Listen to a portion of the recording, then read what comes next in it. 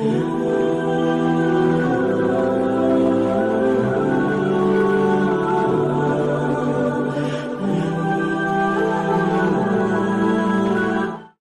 पाक फरमाती हैं, ओ मेरे नबी के गुलामों, मैंने ये रंग भी देखा है कि हुजूर ने इतना खड़े रहे, इतना क़याम किया कि मुकद्दस पैरों में वरम आ गए, सूज गए पैर।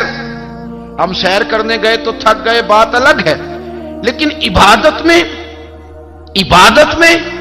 ये भी तो मुस्लिम शरीफ है ना, ये भी तो दीन है ना, ये भी तो हुजूर की सुन्नत है, ये भी तो वो चीज है जो करीम की आंखों की ठंडक है। सैयदा फरमाती हैं पैरों में वरम आ गए, और सारी रात ही हुजूर ने नमाज पढ़ी और एक ही आयत बार बार दोहराई। मस्जिद नबी में बिलाल हबशी ने फजर की अजान दे दी और हुजूर अभी मुसल्ले पे थे। करीम फारिग हुए, मैंने अर्ज की, या रसूल अल्लाह सल्लल्लाहु अलैहि वसल्लम, आपके तो सदके अल्लाह अगले पिछलों के गुनाह माफ करेगा, तो आप इतनी आहोजारी क्यों फरमाते हैं? आप तो शफी हैं, आप तो अंबिया के इमाम हैं। तो हुजूर ने फरमाया, आयशा तुमने गिनवाया है ना मेरे अल्लाह की मुझ पर कितनी रहमत है। अफला अकूना अब्दन शुकूरा, फरमाया अगर उसने इतनी नेमतें दी हैं तो क्या मैं उसका शुक्रगुजार बंदा ना बनूं? मैं शुक्रगुजार बंदा ना बनूं उसका? फिर अगर इतनी नेमतें उसने दी हैं, मुझे इतना नवाजा है, तो फिर मैं उसके सामने सजदे ना करूं? ओ मेरे भाई, बड़े काबिल फख्र लोग हैं हम कि हम नबी पाक के गुलाम हैं। हम काबिल फख्र हैं कि नबी करीम के गुलाम हैं। क्या कभी इस गुलामी के शुक्राने में भी 2 नफल पढ़े? या अल्लाह तेरा शुक्र है तूने हमें हुजूर का गुलाम बनाया है। याद रखें कि अपनी रूहानी जिंदगी को आबाद करें, इस्तिगफार पढ़ें, तस्बीहात करें। कुछ छोटे छोटे अमाल हैं, उनको अपनी जिंदगी में हिस्सा बनाएं। तिरमिजी शरीफ में हदीस है, नबी पाक सल्लल्लाहु अलैहि वसल्लम ने फरमाया 3 मरतबा सुबह, 3 मरतबा शाम, आऊज़ु बिल्लाहि समीउल अलीम 3 दफा ये पढ़ो, और 1 दफा सूरत हशर की आखिरी 3 आयात, हुवल्लाहुल्लज़ी ला इलाहा इल्लाहु आलिमुल गैबि वश्शहादति हुवर रहमानुर रहीम। आऊज़ु बिल्लाहि मिनश शैतानिर रजीम है ना, इसको पढ़ना है आऊज़ु बिल्लाहि समीउल अलीम मिनश शैतानिर रजीम। फरमाया 3 दफा इसको पढ़ो और 1 दफा सूरह हशर की 3 आयतें, 1 दफा सुबह और 1 दफा शाम। सुबह क्या है, शाम क्या है? तो आला हज़रत बरेलवी फरमाते हैं सुबह से मुराद है आधी रात ढलने से लेकर सूरज निकलने तक। आधी रात ढलने से लेकर यानी तहज्जुद का टाइम से लेकर सूरज और शाम क्या है? दोपहर ढलने से लेकर मगरिब की आजान तक, ये शाम है। अब सुन लें, ये तिरमिजी की हदीस है सियासता की। नबी पाक ने फरमाया जिसने 3 मरतबा आऊज़ु बिल्लाह पढ़ी और 1 बार सूरह हशर की आखिरी 3 आयतें पढ़ी, 1 दफा सुबह पढ़े, 1 दफा शाम पढ़े, नबी करीम अलैहिस्सलाम फरमाते हैं अगर सुबह पढ़ेगा तो 70,000 फरिश्ते शाम तक, और अगर शाम को पढ़ेगा तो 70,000 फरिश्ते सुबह तक पढ़ने वाले बंदे की मगफिरत की दुआ मांगते रहेंगे।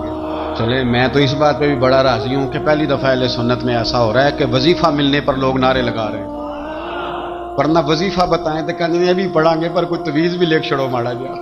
एक साहब आए, मुझे कहने लगे जी बरकत कोई नहीं, गुरबत बड़ी है। मैंने कहा सूरत वाक़िया पढ़ा कर। कहते पीर साहब थोड़ी तकलीफ करो को मैनू तवीज भी कर दो।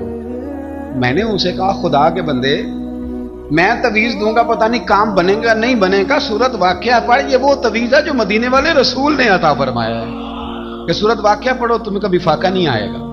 तो वज़ाइफ पढ़ें, इबादत करें, तैयारी करें, कुछ नेक आमाल बचाएं ऐसे जिनका हमें पता हो, जो हमारे रब को पता हो। हजरत अब्दुल्ला इब्न उमर रज़ी अल्लाह ताला अन्हु, हजरत उमर के साहिबजादे, मक्का मुकरमा में उनकी कब्र है। मैंने जब उन्हें पढ़ा तो मुझे उनसे बड़ा प्यार हो गया, लेकिन आपको पता है वहां जाके किसी शख्स का मज़ार तलाश करना या पूछना एक मुश्किल काम होता है। तो एक दफा मैं मक्का शरीफ में हाजिर था, तो एक गाड़ी वाला ड्राइवर मुझे कहने लगा कि मौलाना मैं आपको जानता हूँ, मुझे आपसे मोहब्बत है, एक बात बताऊँ आपको। मैंने कहा बताओ। कहने लगे हज़रत अब्दुल्ला इब्न उमर की कब्र देखनी है। मैंने कहा ये तू नहीं कह रहा, ये किसी ने बंदोबस्त कराया है, ये अल्लाह ने तेरे दिल में बात डाली है, ये हो गया तू ले चल मुझे। हजरत अब्दुल्ला इब्न उमर को नबी पाक ने फरमाया था राजुलुन सालिह, ये नेक बंदा है, ये मुत्तकी आदमी, حضرت عبداللہ ابن عمر رضی اللہ تعالیٰ عنہ سیدنا فاروق اعظم رضی اللہ تعالیٰ عنہ کے صاحبزادے ہیں، اور ان کی ہمشیرہ سیدہ حفصہ رضی اللہ تعالیٰ عنہ حضور کی زوجہ محترمہ ہے۔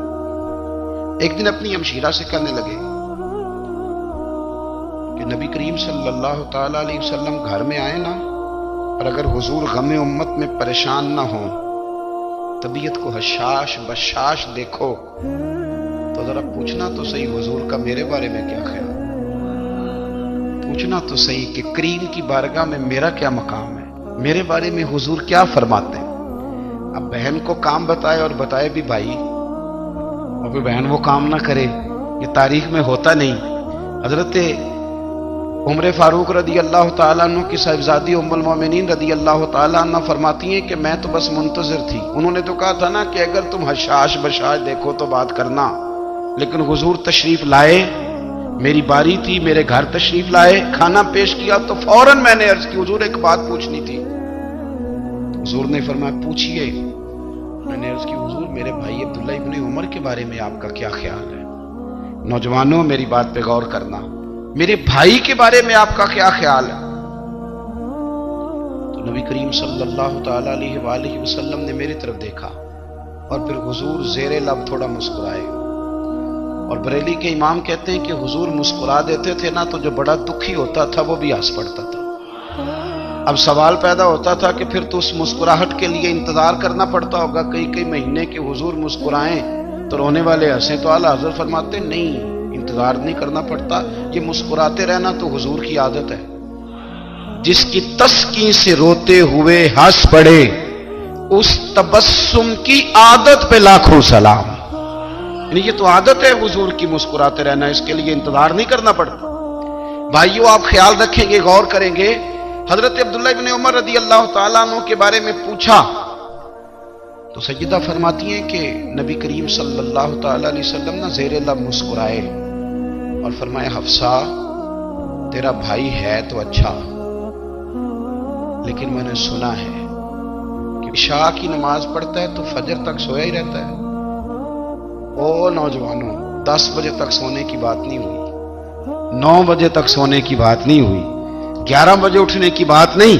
حضور فرمانے لگے میں نے سنا ہے کہ عشاء کی نماز پڑھ کے سو جاتا ہے اور فجر تک سویا ہی رہتا ہے، اسے چاہیے کہ تہجد کے وقت اٹھا کرے، اللہ کی بارگاہ میں حاضر ہوا کرے، آہوزاری کرے، سجدے کرے، عبادت کرے، اٹھتا ہے اور فجر میں جا کے اٹھتا ہے۔ حضرت جناب حفصہ رضی اللہ تعالیٰ عنہ کہتی ہے میں نے جناب عبداللہ ابن عمر کو پیغام دیا اور میں نے کہا میرے جوان بھائی سن، نبی پاک نے فرمایا ہے تو اچھا پر تہجد میں نہیں اٹھتا، نفل نہیں پڑھتا۔ او میری ملت کے جوانوں، مزہ نہیں آ جاتا جب ساری دنیا سوئی ہو، ساری دنیا، اور بستر بھی گرم ہو اور نیند بھی پورا غلبہ کر رہی ہو، اور اچانک گھنٹی بجے دماغ میں، آنکھ کھلے، گھڑی پہ نظر پڑے، 3:30 4 بجے کا پیغام گھڑی بتائے، اور کوئی چڑھتی جوانی والا اٹھ کے وضو کرے، اور جب وہ مصلی کھول کے بچھائے تو مدینے والے محبوب کہتے ہیں کہ ہر نماز پہ رب ثواب دیتا ہے، اور جو اٹھ کے تہجد کی نماز پڑھے اسے دیکھ کے تو رب مسکراتا ہے، جو اس کی شان کے لائق ہے، جو اس کی شان کے لائق، وہ مسکراتا ہے، خوش ہوتا ہے کہ میرا بندہ تہجد میں اٹھ گیا، وہ مسکراتا ہے۔ کاش ہماری صبحیں کبھی اپنے مالک کے نام ہو جائیں، کاش کہ صبح حضرت ابو الحسن رحمۃ اللہ تعالی علیہ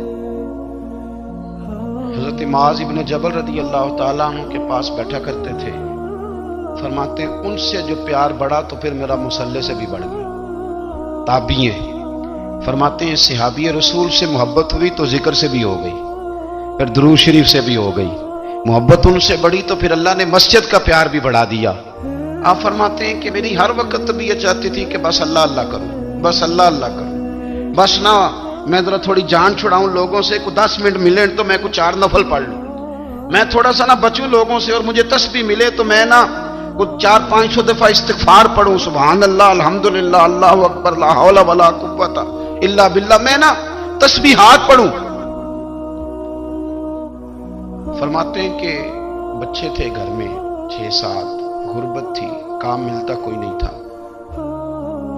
میں کام چور نہیں تھا، کام ڈھونڈتا تھا، پر اللہ کی قدرت کے کام نہیں ملتا تھا۔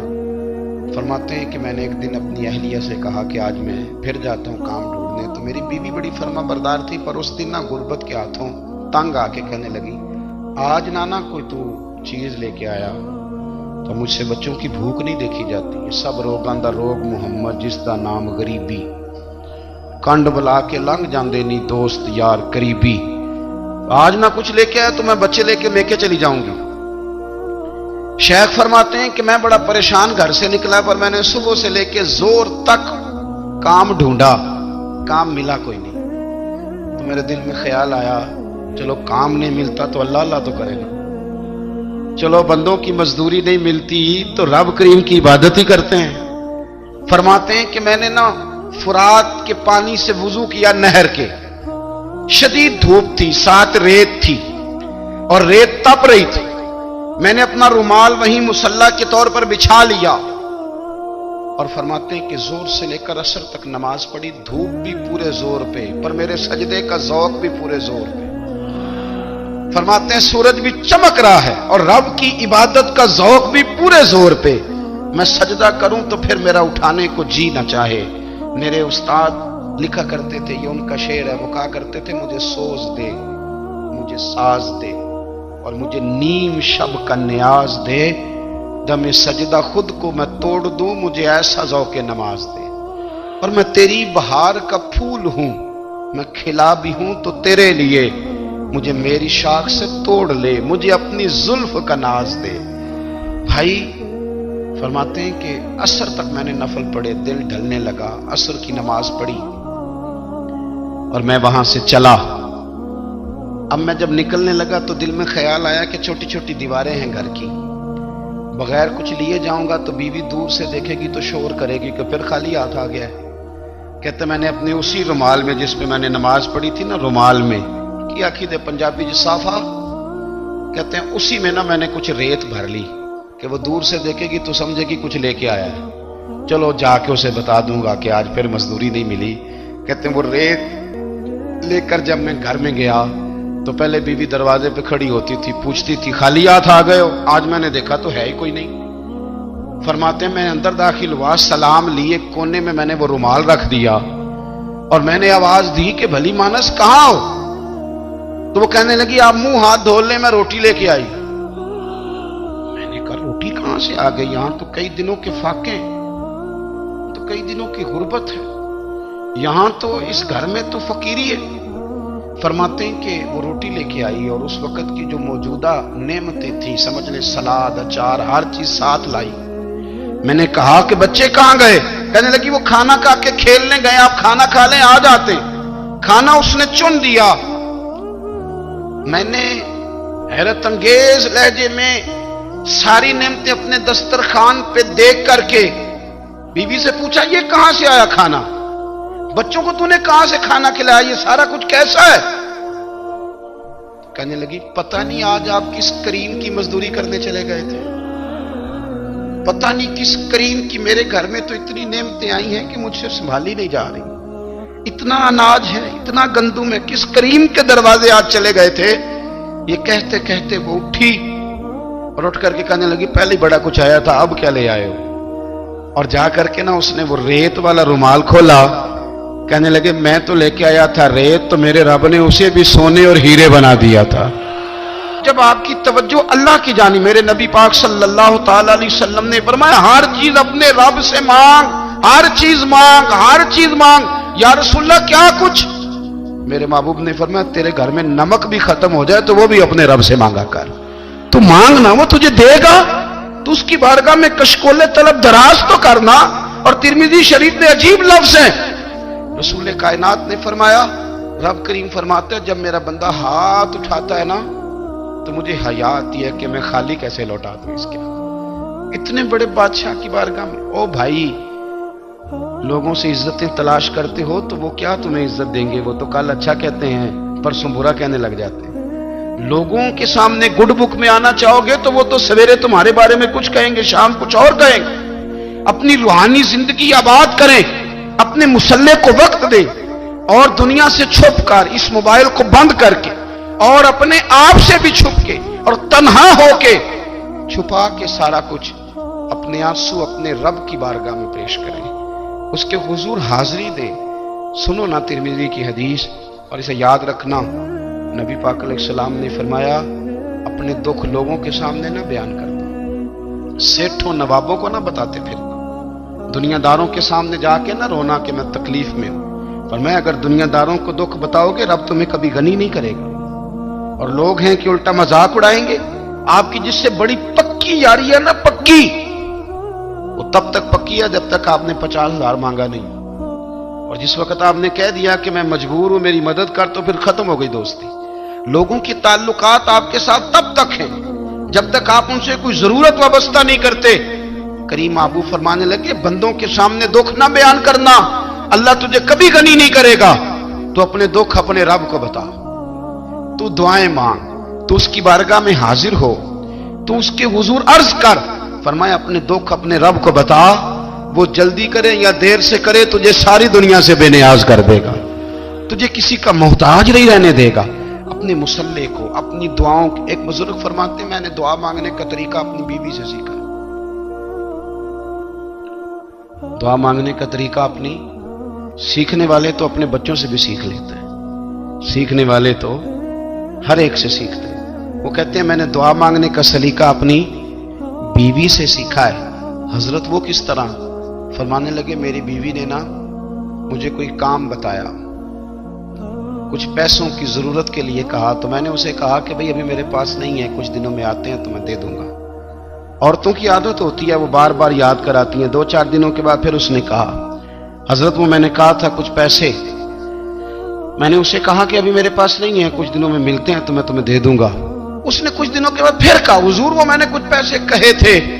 فرماتے میں نے ڈانٹ دیا، میں نے کہا کہ کیا تو روز مجھے شرمندہ کرتی ہے، کہا نا میرے پاس نہیں ہے، ہوں گے تو دے دوں گا، تو روز یاد کراتی ہے۔